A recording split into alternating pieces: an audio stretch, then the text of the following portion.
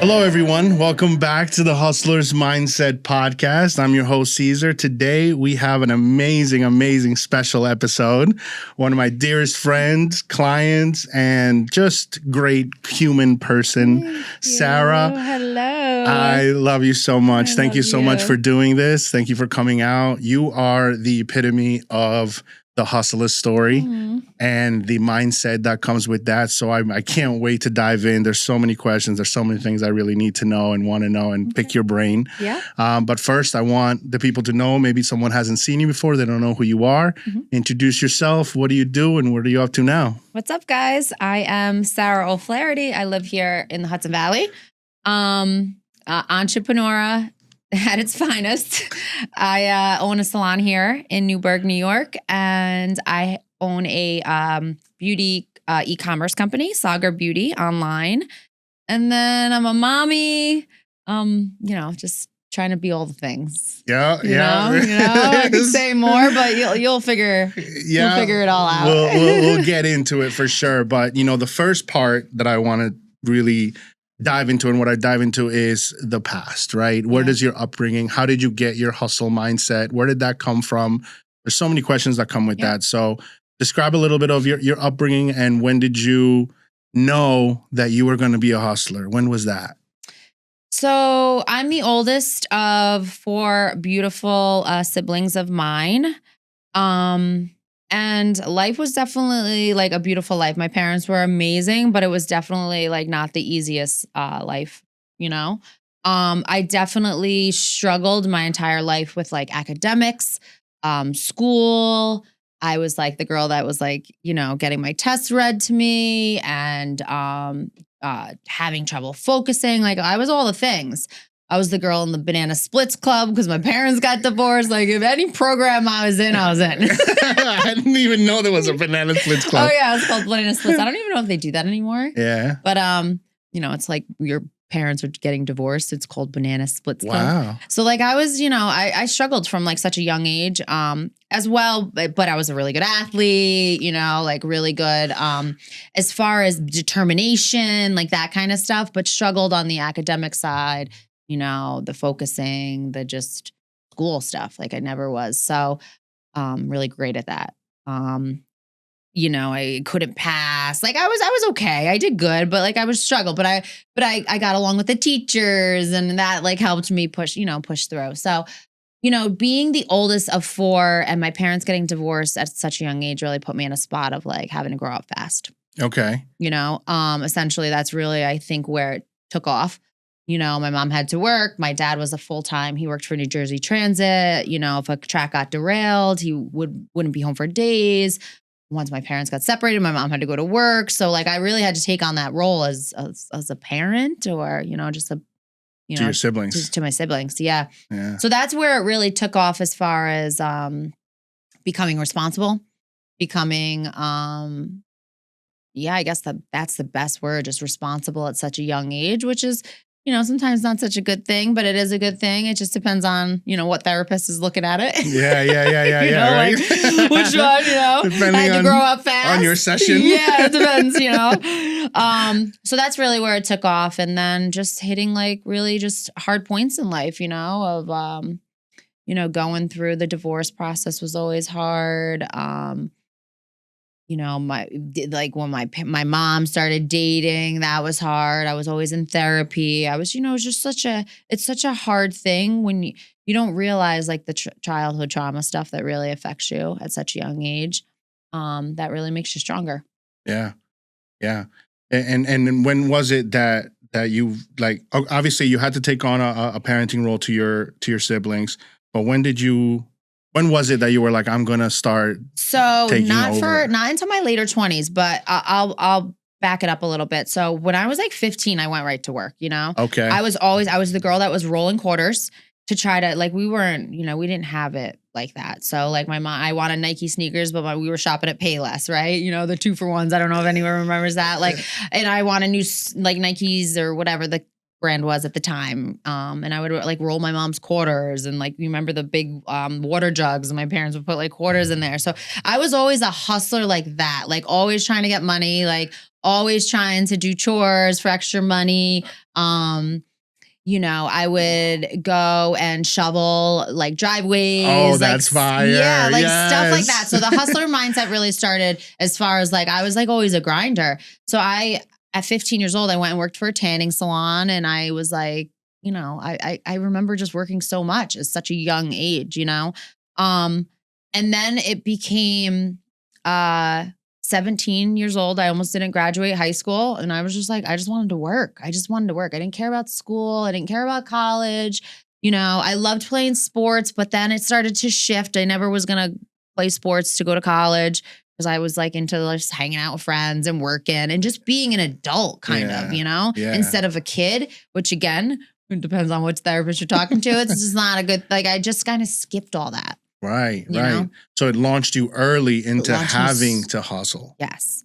And I did graduate on time. I ended up my dad made sure of it, but I stopped going to school in my high school year. Like just stopped. I was like, I'm dropping out, that really went over didn't go over well, but like I was just being rebellious. Okay. Yeah, because of everything, didn't want to be at home, and just being very rebellious. But I always worked. I just always hustled. I had to buy my own car. We just didn't have it like that, Right. So if I wanted all these things at such a young age. Was that the driver? The fact that you just wanted nice things? Yeah, for sure. In the beginning, I didn't have it like together as far as what I wanted to do. I didn't have my life plan. I had no idea. I was just like, I had an apartment at like 18 years old. Like, I just had, it was like survival mode is really where I was at that time. So it wasn't a vision. It wasn't a plan. I didn't like say, I want to be this when no, it didn't happen until like I was like 26 years old, Wow. Yeah, it was later in life. Like, so I didn't know I wasn't a hair girl. Like, I wasn't doing everybody's hair in high school. It came to a point where I was like, I got to figure my life out, Yeah, so you did a bunch of different jobs. Yeah, so bartending. So after like I got a little bit older to bartend, that's where like, you're making $500-$600 a night. And then you start to see that money. And then I drove a BMW in like early 20s. I definitely had like a material, like I had a expensive mindset. Yeah, good taste. I had good taste. I have an expensive, Yeah, so you have to hustle for that. Yeah, you have to hustle for that. That's what got you up in the mornings. Yes, but it was opposite for me as far as like, the cookie cutter, college, the white picket fence. I want to be this. That wasn't me. Okay. So fast forward a little bit. When did you end up finding your passion? So I was like bartending, and I was getting older, I was getting like 26. I think this is like 2010, and I'm like, I started to think like, nobody's going to want a bartender like their whole life. I don't want to be this old bartender. No offense. Like, it just wasn't, I knew it was like time. I was life was flying by, and I just had no like career, nothing. I worked at the Woodbury Commons during the day and bartended at night, and I was just doing odd end jobs, and I was making tons of money. Even 15 years ago, I was making like $12 an hour in the Woodbury Commons, and then like a commission cut. Like, it was good money, Yeah. I went to New Orleans. I don't know if I ever told you that. I lived down there. You did. You did tell me that story, and we know that story, but please. 20 years old. My tax returns that year were $90,000. All right. Working at a restaurant. Nice. Hustling, but partying, Yeah, partying hard. So that was that lifestyle. It was the pedal to the metal kind of life in the fast lane lifestyle, so that caught up to me. So then it started to shift as like what I want to do. What am I good at? I went to college for a little bit. I went to I didn't do good in high school. I didn't do good in college. Yeah. So it was, just like figuring it out. And then I went to Capri right here in Newburgh. Yeah. Wait, no, we're not just going to glaze over the fact that you were held at gunpoint. Oh, yes. That was a thing. So right? I was held at gunpoint in New Orleans. Yeah. That was a total. That was a triggering moment for you, right? That was a triggering, eye-opening moment. And that You made know? you want to move back, right? I Was that moved it? back Yeah. after that. You know, I drove all the way home. I didn't tell my parents. I drove home with a road map. This is before Garmin and MapQuest and all that. I was like on a map, like a Yeah. big map, like driving home in my Chevy Cobalt. Oh Like my I've been God. through a lot. And you know, I always, you know, I was just so invincible. Yeah. Mhm. That was the mindset even back then. Yeah. Nothing can stop you. Nothing That can was- stop me, you know? And it was like starting to catch up. It was starting to catch up, you know? I was in relationships and I dated this guy that had like a little bit of like his life together. And I think that's when I was like, oh, no one's going to want to be with this washed up bartender. Like I got to figure it was like 25, 6 years old at this point, Right. you know? But what was I making money? Like $900 a night sometimes Yeah, bartending, you know? Yeah, it was, but so I always had that hustle. Mm. I would work till 4 a.m, get up and go to Capri at 8 a.m., you know? So that's right. So you moved back. You went to Capri. Yeah. What made that decision? Why did you decide cosmetology? And I have no idea. okay, It was wild. No idea. I was never into like, but I am a girly girl. So I'm like, it was like, I was like, let me wing this. Let me see if I like it. There was no desire my entire life to do hair. huh? Wild, right? But it goes to say, and it goes to show the mindset of just jumping. That's it. It's You just literally the jumped. mindset. And when I was there, I hated it. Huh. I hated it. I wasn't like enjoying it. You know what happened? It was a hidden talent of mine. And I started winning awards of being the best hairstylist. They sent me to New York City to a hair school down there. Capri did because I won. And I wasn't even going to class. I hated it because I was still bartending at night and I was so tired. And I wasn't even giving it my all. See, that's the thing about me. My dad always says is you're so talented in so many ways, but you don't apply yourself. If you apply yourself, you would be, and I would just apply myself a little here and there. And I was so good at the little amount that I was applying myself. It was just crazy. Yeah. And so here I am super applying myself. And Wow. Was it more of a drive to the sense of you just wanted to be the best? Was it any No, of that, or you no. were just so I have zero competitiveness in me. Like I'm just like, wow. yeah, it's crazy. I don't care to be the best, but I'm the best with zero care. Huh? And my dad said that always about me my whole life with sports, with anything. Like my sister is the opposite. She has to apply herself, but she's just as good as me, if not better, but she's applying herself through and through. Yeah. I am more like, I don't care if I go to practice today, but I'm the best softball player there. That's so funny. So So the whole discipline and you know, Mhm. well, when it came to work, when it came to hustling and getting up This and is going to work. before now, right? This is before who I am now. This is zero applying.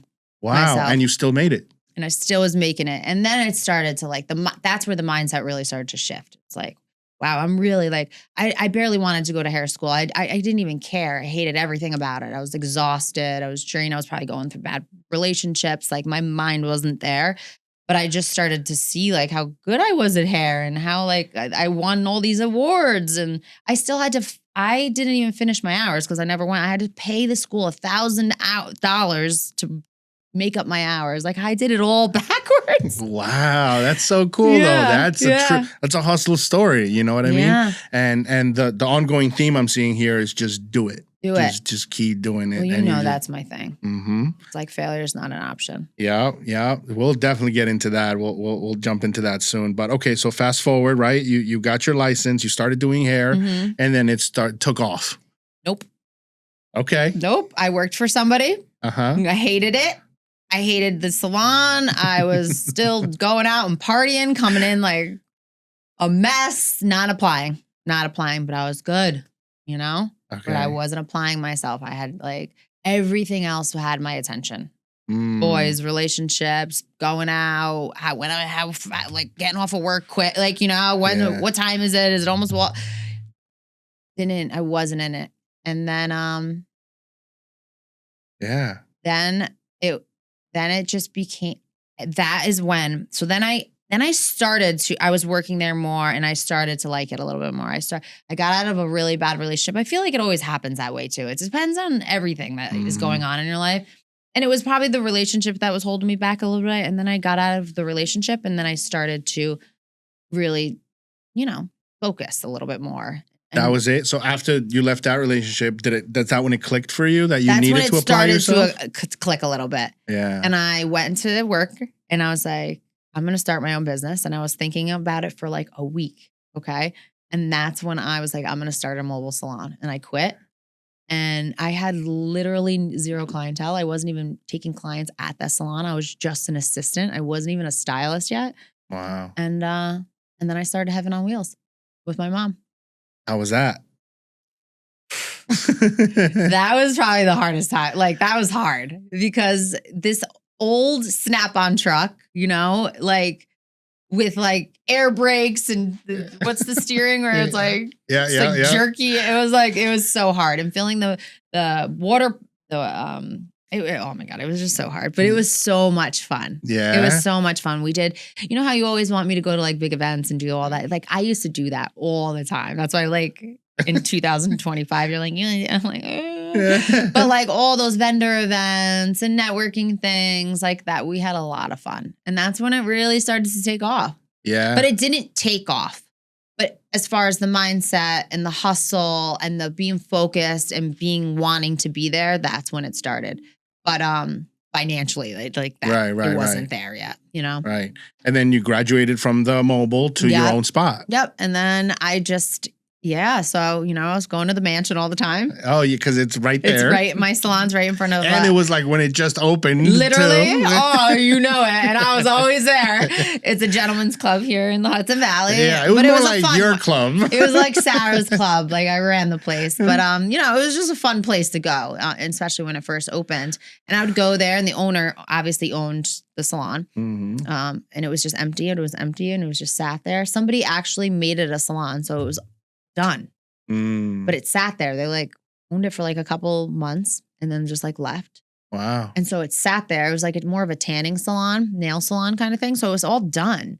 And it just sat there and he knew what I was doing. And at first he told me the rent and I was like, no freaking way. And then he came back to me probably like 4 months later and he dropped the rent down significantly. Wow. And I did it. Again, no. So like when I had the Heaven on Wheels, the mobile salon, it was just weddings, just hair and makeup. So I was just doing that and it wasn't a clientele base. It wasn't like a weekly or monthly, Gotcha. So I jumped into something again, like with no clientele, no experience, no idea what I was doing. But you just jumped. I just jumped. And I remember sitting there with the lights off and nobody was there. And, it was like a Tuesday at 3 p.m. And I sat there with the lights off so I didn't run up the light bill. And I waited. And I got on the Instagram and Facebook at the time. Like it was, and I reached out to people. I just reached out. What are you telling? Take me back to those moments. What were you telling yourself then? It was so hard, Caesar. It was so scary. It was so scary. I mean, I didn't pay myself for probably the first 3 years. I was still bartending. I had to. Luckily for Brendan, he was, helpful. Right. Because we lived together and I wasn't living by myself anymore. So that helped a little bit. But it was just so scary. That's when the failure is not an option mindset came in. I'm not failing. I will not fail. And I just became a savage as far as like, it's funny because we'll get there, but I'm trying to get back into that mindset of where I was and how I did it, because I feel like I'm starting over right now. And obviously we'll get into that. Yeah. But it's funny that you asked me that because I'm trying to remember what I was thinking and what I was saying to myself. Yeah. So, well, that's part of, and again, we'll dig a little deeper in a little bit, but it's your self-talk. Yeah. How do you talk to yourself? What do you say to yourself in the low moments, in the high moments? The good part about it then, I was so excited. You have to get excited again. You have to. Yeah. Because if you're the only, like, it's your thing. And if you're not excited, nobody else is going to be excited, right? That's right. And if you don't believe in it, nobody else is going to believe. You have to believe in it to the core. You have to believe in it more than anybody will. And then sure enough, right? Shortly after, right? Because you at first it didn't start very well. No. How long did it take from when you started till it actually started taking off? Like 3 years, I would say. Wow. Yeah. So I opened in 2017 and I would say, listen, it every year was better. You know what I mean? It wasn't like, each year got better and better. But I would say take off where I was like seeing some serious money, you know? Yeah. 3 years, 4 years in. Wow. I'm 9 years in now, guys. Wow. You know? Yeah. I mean, let's not glaze over that. You are a 6-7 figure entrepreneur. Yes. You know what I yes. mean? So that you've worked your way there. Mm-hmm. But it hasn't been without its failures, without its downsides, right?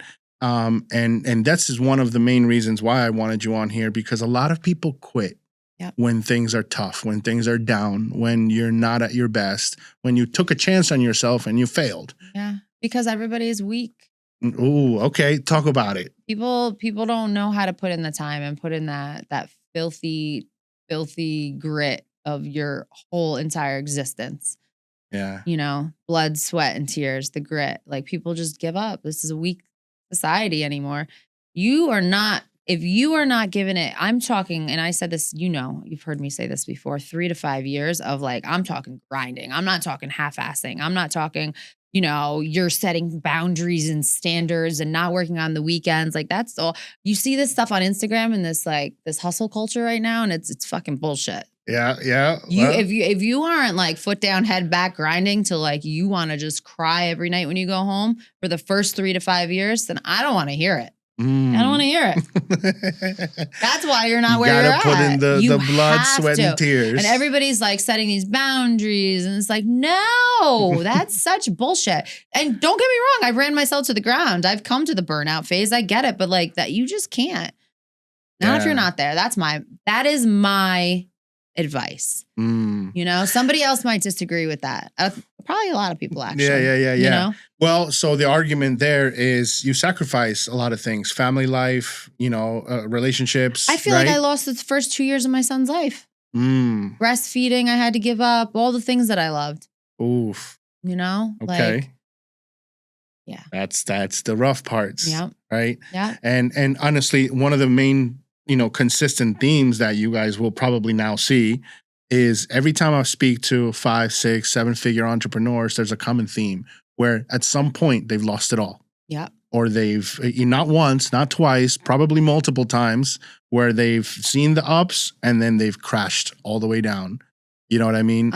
I've lost it all within the last year. I'm in the middle of losing it all. Right. Right. We don't have to get too deep into it, but how so? What makes what? I mean, I'm going through a divorce. The energy for myself isn't there. Talk about like getting in your own head about and talking what we just said before, like what you say to yourself is like not what I've been doing, Yeah. It's hard. Going from when you feel crippled almost. Right. Right. Yeah.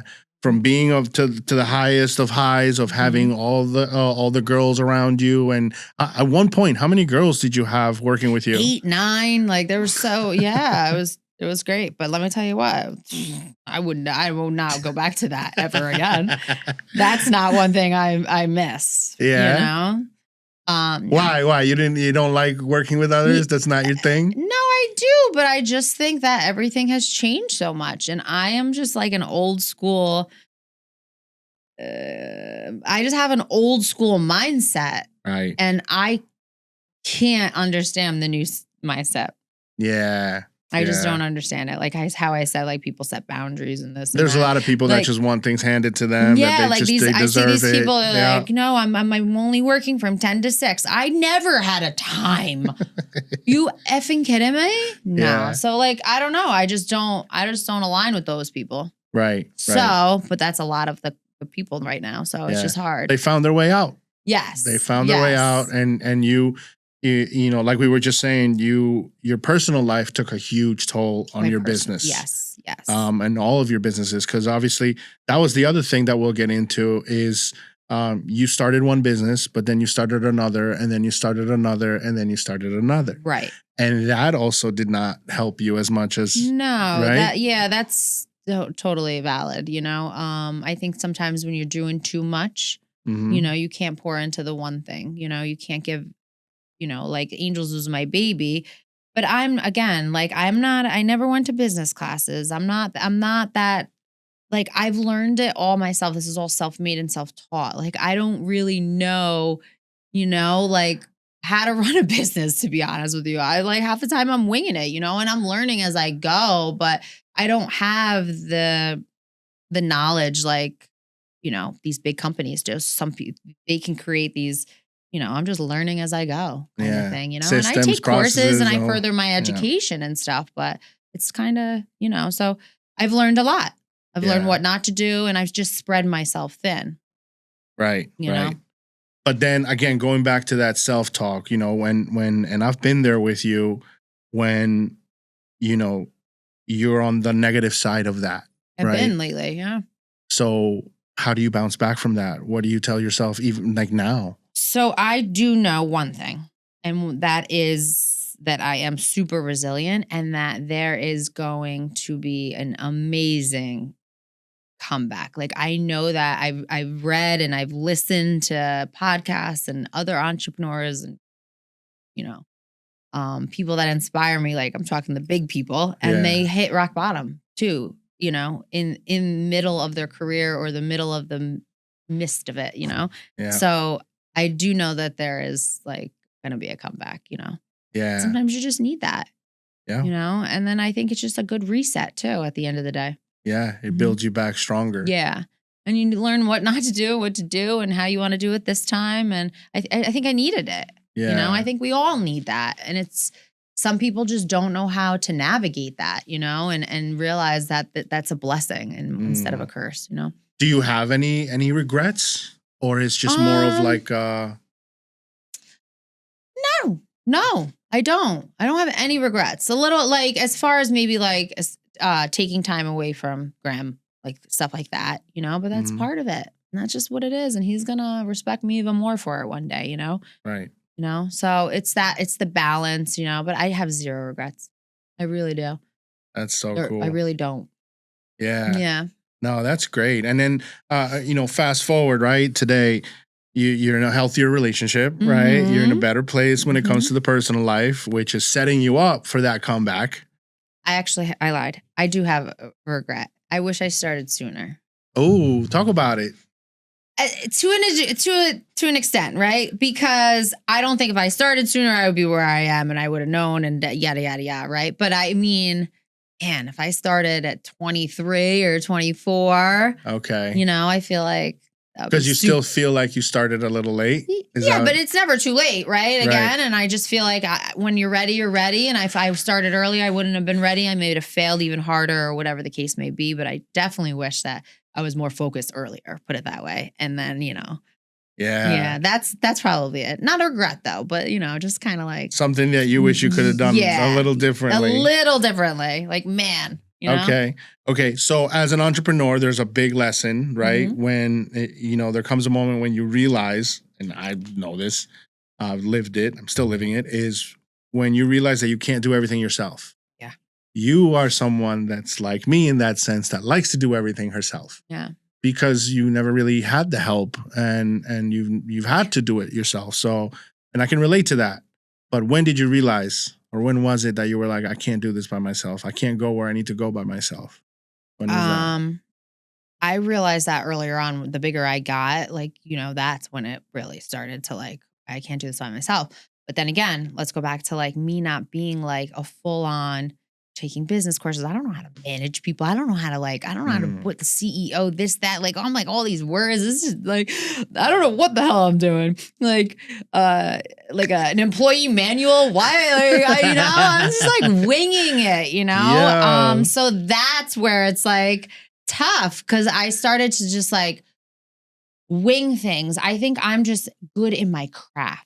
I know what I'm doing and I don't know how to sometimes explain what I'm doing, So as far as it's just hard as far as all that goes. Yeah. Being in your craft and being good at your craft is one thing, but then like managing and running a salon is actually two different things too. The business side is totally different. So managing employees and being an owner, operator, those are two different like jobs. And I was doing all three of them. Yeah. So like it just wasn't making sense. I had to figure out like, Sarah, do you want to be an owner operator or do you want to be a manager? And like not be a stylist, or do you because I was dying. That's when I really was like, I can't do this. Yeah. Cause I'm like doing hair, you know how I used to do it. 3 people Mhm. at a time. I got the girls asking me questions. The phone's ringing. I'm tweaking out because the phone's ringing. Like all I do is hear things. What are the girls talking about? What are they saying to their clients? The clients I hear complaining. Like you're not even where you're at. I wasn't even where I was at. It was like an outer body experience. I was 17 places at once, standing in one place. Wow. It was debilitating. Yeah. Yeah. How did you? Like, and it just like, I felt like I was getting angry, mean, all in like one, I'm like, why did she just say that? Right. And I'm like, I'm talking about somebody that's like 4 chairs down, Yeah. but my client's talking to me, can't hear her, not even listening, it's like, you just like start to spiral. Wow. And then you hear, like I said, you hear the phone ringing, this one's cashing this one out. I'm like, did she charge it right? Like it, it's just. So now let's dig into that self-talk. What are you telling yourself during these moments when you feel like you're spiraling out, you're angry, you have 1,000 things going on? What is the self-talk there? There's no self-talk at that point. It's on the drive home. I'm full blown spiraling at this point. I don't know what to do at this point, but it's, it's on the ride home is like, I have to figure this out. I need help. I need hands. And then it's like, I'm so busy. I don't even know how to hire somebody, then to manage them and teach them how to help me. I don't even know how to tell them to help me at this point. Like, so the struggle was just so real. I grew so fast in a short period of time. It just kind of all spiraled out of. Like it just got too much. Yeah. And it just kind of, and then at the same time going through like my divorce, like which was heavy on you. So heavy. So heavy. We were there for that whole process and watching an entrepreneur be so capable, so, loving, so energetic, but at the same time being drained. I was so on the drained. Personal side is And then everybody like, everybody like, it's crazy because everybody looks up to you and expects you to be this fucking rock star, and you are, but then nobody knows what I was going through inside. And then and this is like, oh, she's a bad boss. she was mean to me. She's this, the talks, the shit I used to hear, like, like I'm this bad. And it's like, it was such a dark time. Yeah. And actually, I like touching on this because you're also an influencer, right? Yeah. You grew your audience, you grew your social media presence, right? But that didn't come easy either. Nope. And to this day, you get haters like crazy. Talk about it.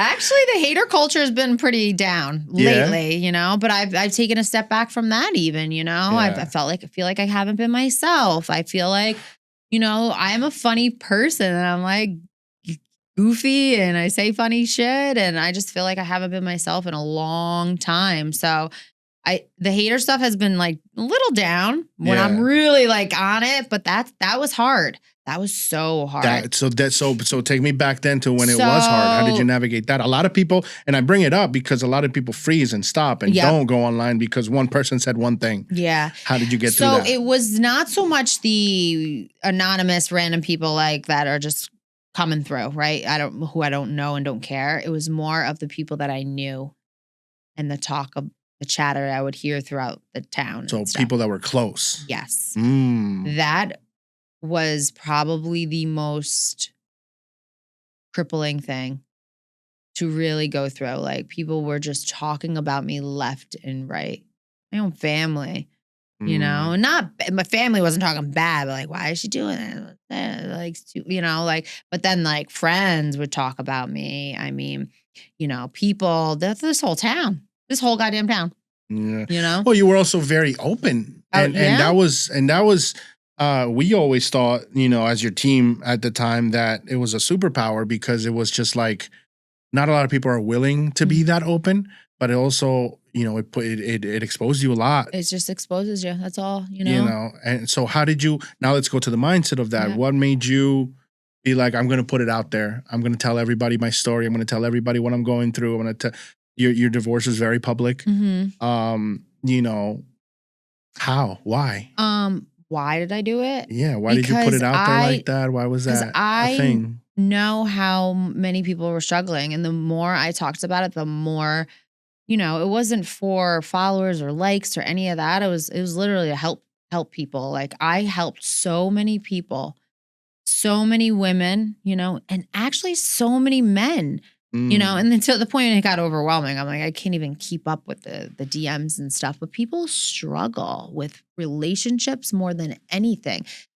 I'm a firm believer, because I've been through it, that relationships have crippled me in every aspect of my life. Like when my marriage was bad and a relationship, that it literally puts me more in a funk than if somebody flipped me off on the road, Or a or comment if or a whatever. comment, Yeah. or if something didn't go right that day, or like nothing mattered. Nothing can piss me off. Nothing can upset me. Nothing can stop me. But like a relationship can. Mm. And I think everyone can attest to that. Yeah. So talking about it made me, one, feel a little bit better, right? And I knew I was helping people. And I knew people are like not doing what they have to do in life because they're drowning in a relationship and they're fighting all day and they can't focus. Like I've been there. And I know that like it's the number one thing that like causes like mental health, suicide, all of this stuff. It's relationships. It's nothing else but a fucking bad relationship, because we just love, and like, I don't know why it cripples us so badly, but it does. Oh. I could get fired, don't care. I could get my car, don't care. Like nothing, but like when you're in a bad relationship with somebody that you love, like it ruins everything. So that's why. Yeah. That's my answer to that. Yeah, man. I mean, it's the weakest point in a It's hustler's the journey. weakest point. Not a hustler, everybody. Everybody. Yeah. Everybody. And the ones that aren't hustlers and strong, it literally is, they're saying things to themselves that should never even be a thought. Right. Right. So that was your reason for putting it out. That was my big reason, right? Because somebody that's so strong and so strong-minded and willed, and I was there, Wow. doing, like, I was masking, I was running, I was, doing things I shouldn't be doing, like getting like anything. I was so opposite of what I was doing and should be doing. Do you think that being such a hustler and grinder and so focused on your work had a big impact on the marriage? 100%. Was that like the reason or not? Yes and no. People grow together, they grow apart. I wanted different things. Some people are just content or stagnant and complacent. I'm not.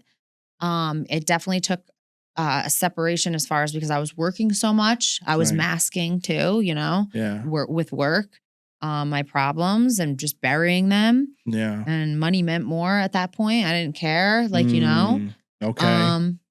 Yeah, definitely. Yeah. Definitely. And it also, it's got to be, if you're going to be a hustler and you're going to have that mindset and that drive, you have to be with the right person that can be right there with you. And I will say I had support. My ex was very supportive. Never said, you working too much, come home, where are you? Never. That wasn't it. It was just different mindsets. Yeah. Yeah. Over time. Yes. Right. Exactly. It just kept escalating. Yes. Wow. I mean, but financially, you've taken some hits too. Yeah. Right. Ups and downs. Yeah. Right. How do you navigate that mentally? So right now I'm taking a huge financial hit, and I think the whole world is right now. And I think it's a good time and a good opportunity for everybody, no matter what they're doing, to really reset their mindset about, because everything's just so expensive. And I say all the time, like, I can manipulate what I make monthly, weekly. If I want to hustle a little bit more, I make more. If I just want to, I can be good. I can not work for a week or two and be, like, because I've set myself up that way. Yeah. Where people that are just like in this, where they have like a salary, or just like, I don't know how people are surviving right now, because it's, even for somebody like me, it's hard, Yeah. It's a struggle. I think everybody needs to revisit like their structure of their financial situation and their mindset and where they're going. Wow. Yeah, no, it's definitely true. So, okay, we're going to do a little rapid fire. Okay. Okay. One word to describe your journey so far. Rapid fire. Beast mode. Beast mode. Okay. Your biggest sacrifice. Oof. My son. Oof. Okay. Best decision you ever made. Get divorced. Something you wish you knew sooner. My potential. Oh, love that. Oh, talk about that a little bit. What do you mean? You wish you knew? Remember how I said in the beginning, like Yeah. I wasn't applying myself? Yeah. Like I didn't know my potential. Yeah. Or maybe I did and I didn't care. Like I just didn't care. I was so careless. Right. I just wish I knew my potential sooner. Love that. Love Yeah. that. Hustle or balance? Balance. Balance. Yeah, we're in balance mode. Yeah. Yeah. Legacy or lifestyle? Legacy. Okay. What do you want your legacy to be? I obviously I want to be remembered. I want to have an impression on this world. I want, to have a great impression and an impact. I want to generate the feeling of people just like really knowing what their worth is and their potential, and if I can help impact somebody in that potential of who they are and what they're destined to be here for, that would be it. Like I wanna live out that, like, that. I love that. Yeah. I love that. That's so you. Yeah. That's so you. I And I think time will prove you right in the fact that you've helped a lot of people. yeah. And that you've touched a lot of lives already, and that it's only just the beginning, really. Yeah. The beginning of something new. That's always been my The mission. end of something is always the beginning of something. So I think you are on your phase of exploding all over again. It's only the beginning for you. One last thing before we close out. There's a lot of entrepreneurs that may be at the beginning stage, maybe Yeah. at the middle stage, or maybe even at the top of their game, Mm-hmm. but they still struggle Mm-hmm. with their mindset. Yep. What do you tell those people that are either in the middle of losing it all, right? Or in the middle of having it all, but they still struggle with that mindset? What do you tell them? Failure's not an option. You just have to have that mindset, guys. Like you literally say to yourself, like, there's no failing. If you are questioning the failure before it's happening or while it's happening, or even if you're there and then you're scared that you still might fail, like you just have to get in that mindset of like, it's not an option. Whatever it takes, whatever it's going to be, however much I have to grind. I always like to say foot down, head back. Like it's just go time. Like there's just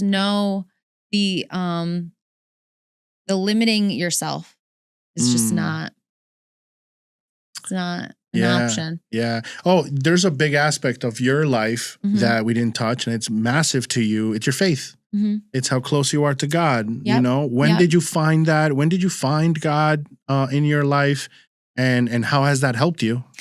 So, as much as I just spoke about how much I have a great mindset and all these things, like I'm human just like everybody else. And, I struggle with the mindset. I struggle with being destructive. I struggle with being careless, not knowing my potential, all those things. And it has put me in so many not so good situations, So it was time to just really change. I put on my stories today, like, I really want to change every area of my life that's just like not serving me anymore.